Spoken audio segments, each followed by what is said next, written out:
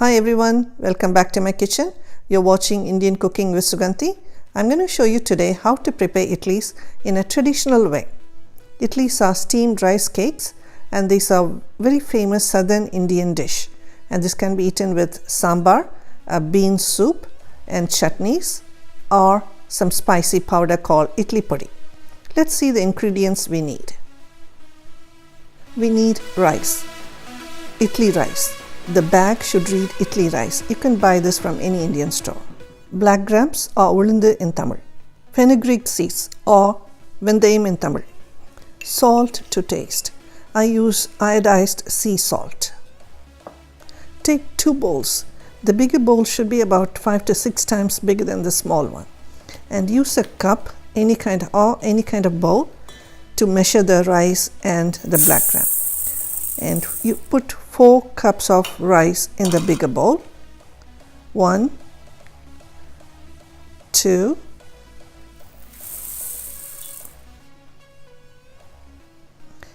3,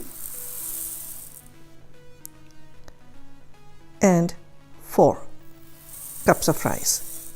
And measure the black gram using the same bowl. 1 cup of black gram,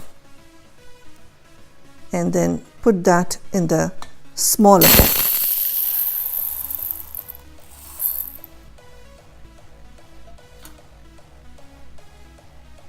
Take about 3/4 teaspoon of fenugreek seeds and add it to the black grams. Add water and soak the grains. And the water level should be about 3 to 4 inches above the level of the grain. And mix it nicely so that there won't be any dry grains floating around. They won't soak well if you don't mix it. So mix it well and so that all the grains are soaked. Okay.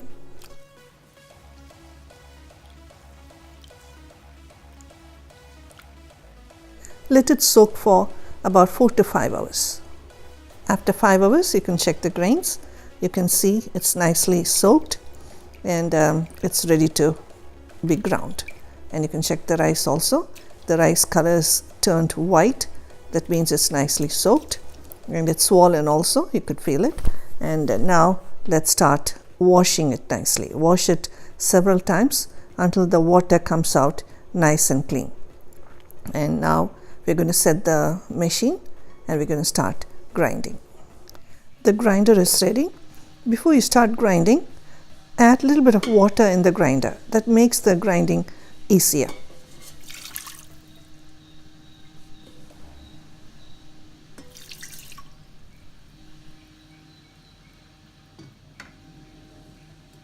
This grinder comes with 2 stones, 2 grinding stones. They rotate on their axis. And the white handle that you see, that's the pusher. It pushes the grains evenly so that the grinding is nice and even. And you can lift the whole thing. And as you can see how it fits in the grinding pot. And the white pusher, that's the handle that pushes the rice. And on top of the middle, you can see that knob. That's how it fits in the handle. And that's what makes the stones rotate. Okay, this is the basic technique in all the rice grinders. The black knob you see right outside the grinding pot, that's the on-off switch. First grind the black gram separately. Add little by little as the grinder is rolling, and add the water, not too much. And if you need more, and then you can add a little bit water later. But at the beginning, don't add too much water and let it grind. Let it roll. And just put the lid and leave it for a few minutes. And you can check the fineness of the batter. And if you need, we can let it grind a little bit more.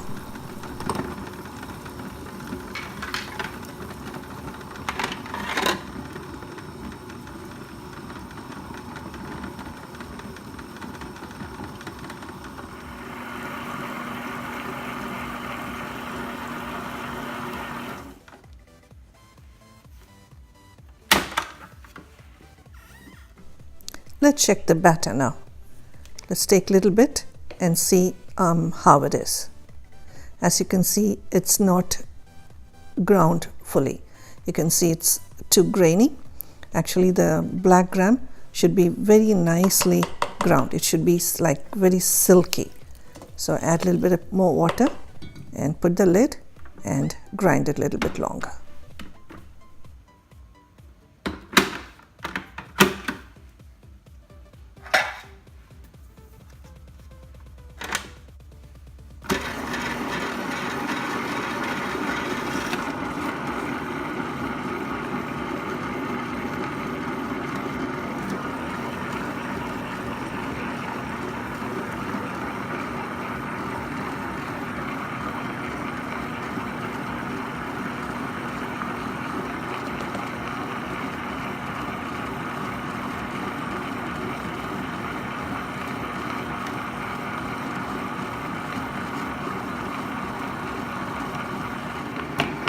Let's check the batter.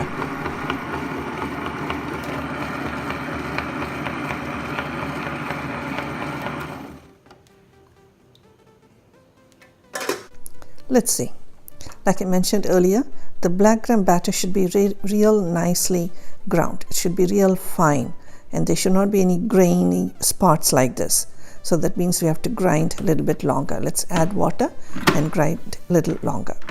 The fineness and the softness of the idli depends on how fine the black gram batter is. The black gram batter has to be real fine and smooth to have a real nice soft idli. Let's add a little bit more water and grind it a little longer, and then it should be fine.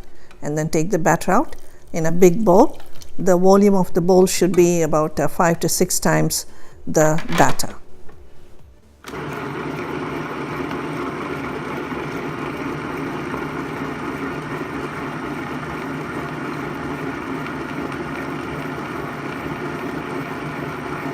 This is the ulund batter, the black gram batter. Next, we are going to grind the rice. You don't have to wash the grinder. You can just add a little bit of water and start adding the rice little by little and start grinding.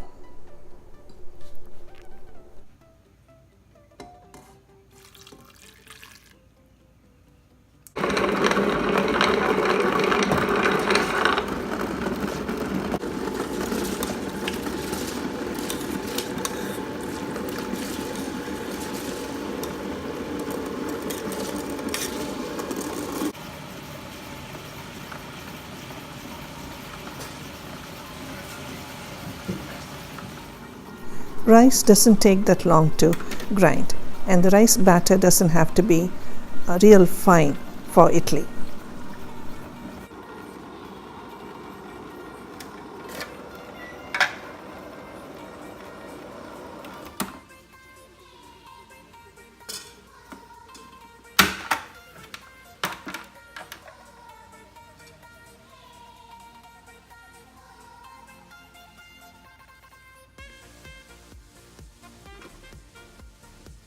I don't think it's ground fully, but let's check. See, it's really too grainy, so we have to grind a little bit longer. Add tiny bit water and grind it a little longer. You shouldn't add too much water. This rice, it becomes too watery. Then we won't get the texture for the idli batter. Then add a teaspoon and a half salt and grind it.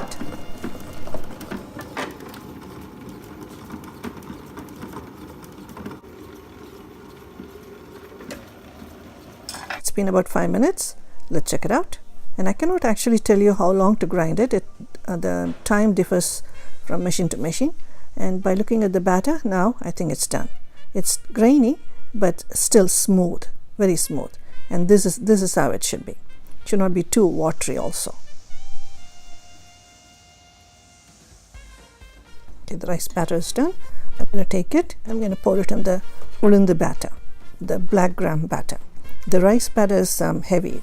It's dense, so it'll just slip down to the bottom, and then the ulund batter is very light, so it'll just come up to the top. So you just have to mix it really well. You have to mix the rice and the ulund batter really well. then only it will fermentate nicely. The idli batter is ready for fermentation, and make sure the bowl is big enough, because when you do the fermentation it's going to rise up, so you should have enough space for the batter to rise up. If you're living in a very cold place and if you have an oven, leave the batter in the oven and turn just the lights on and leave it there for about 5 to 6 hours, or just long enough for the fermentation to complete. And if you don't have an oven, just leave the batter in the warmest place of your house, like near the stove.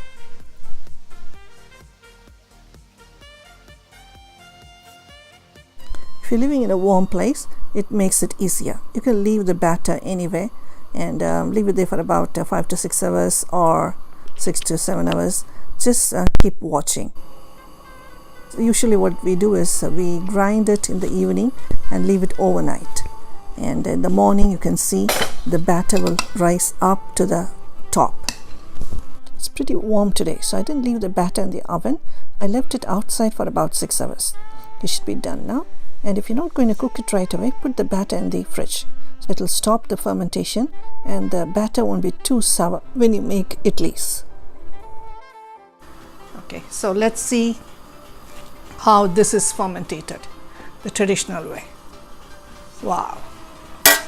This was about a 3/4 full, the batter.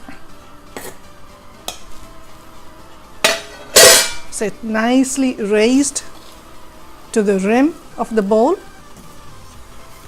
Look at this. Nicely fermented. Texture of the batter should be like this. It should drop like this. It should not be, it should pour. For dosa, it should be a little bit liquidy. You can use the same batter to make the dosa, or add a little bit of water. Okay, so this is ready to be steamed.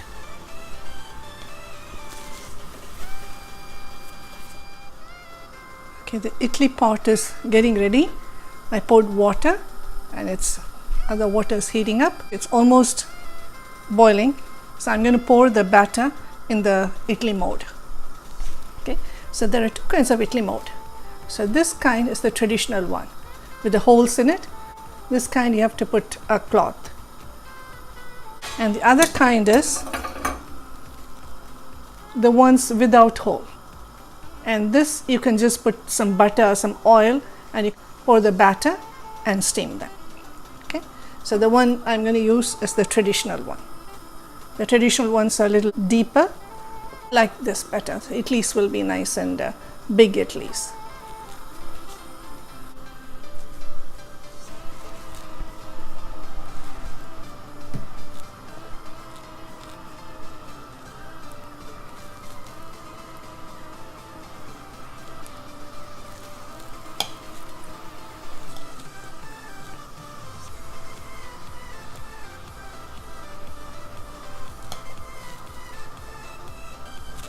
So for this batter, I didn't have to add any baking soda or ENO or boiled cooked rice, nothing. It's just fermented rice and black gram. So let's steam the idli. The water has been boiling. Okay.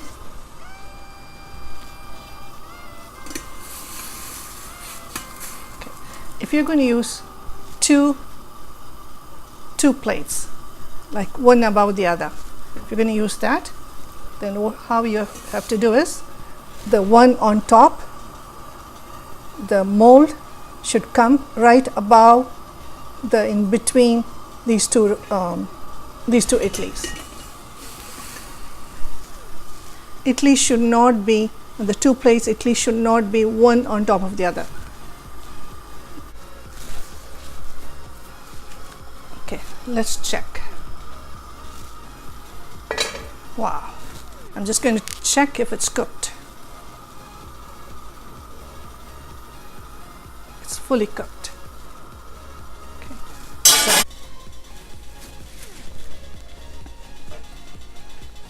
put the lid back so you won't lose any steam. The easy way to take the idlis off the plate is, without sticking, just sprinkle some water around the edges of the idlis on the cloth. So this will loosen up the edges and it will be easy for us to take the idli off the cloth. So right now we took it off the stove. The cloth is really dry and the idli will stick to the cloth. So if you put water, it will soak and then idli will come off very easily.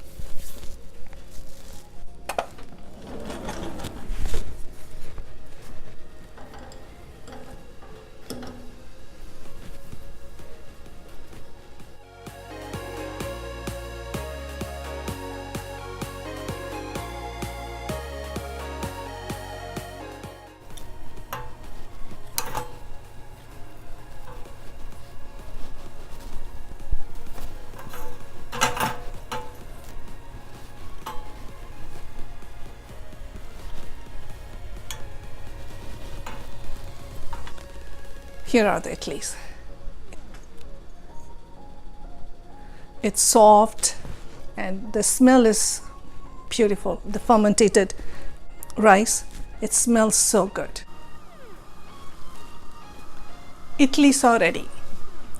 This idli is cooked in the traditional way. Idli can be eaten with sambar, chutney or idli pudi, madha pudi.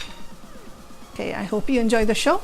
I'll be back soon with another interesting recipe. And please remember to subscribe to my channel Indian Cooking with Suganti, and please click the bell button so you'll be notified whenever I post new videos. Take care and thank you for watching.